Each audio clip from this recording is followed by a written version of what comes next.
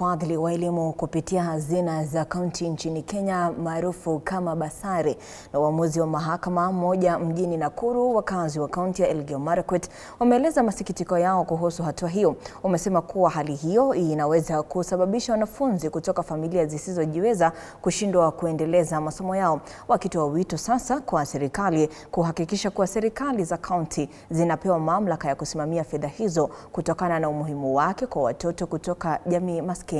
Wakiongozwa na Mark Kilimo, wakazi hao wamesema kuwa zaidi ya wanafunzi 10,000 kutoka kaunti hiyo wameathirika kwa kiasi kikubwa kutokana na kucheleweshwa kwa ufadhili huo wa elimu.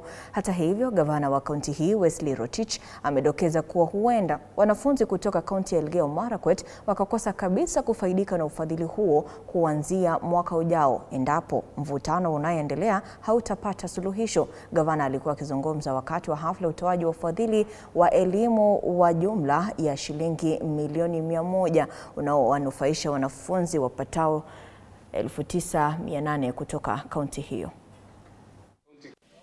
Challenge zile tumepata, watoto wetu wamekaa nyumbani kwa muda, kwa sababu kila siku wakienda shule wanafukuzwa. Na mimi nataka niambie serikali ile kaunti zingine wa release ile watoto wasome. Warelease wote basari ya Kenya, msema watoto wasome kwa kila kaunti.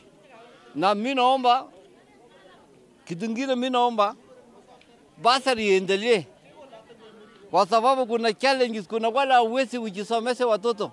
Na hii basari ya kila kaunti ni ya maana sana, kwa sababu inasaidia watoto kutoka jamii maskini mpaka juu.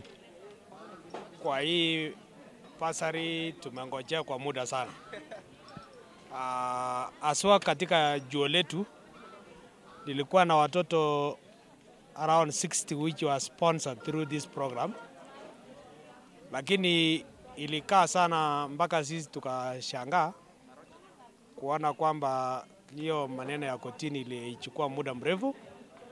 Tuko na challenge and we are not even sure of next year. We have engaged the president tukiwa mkutano last week, na amesema tukutane na Ministry of Education tufanye some agreement so that control of budget can allow us the next, but we are not sure. Huyo mtu mwenye ameenda kotini hata sio controller tena, imekuwa mtu binafsi mwenye ako Nakuru. Kwa hivyo tumetafuta, hata yeye amepotea. Tulikuwa tunataka kumwambia asiwache watoto wateseke. Kama Elgeyo Marakwet watoto ni 10,000 ambaye wanahangaika, wamefukuzwa nyumbani, wengine wanakaribia mtihani, na mtu amesema tu kwa sababu counties.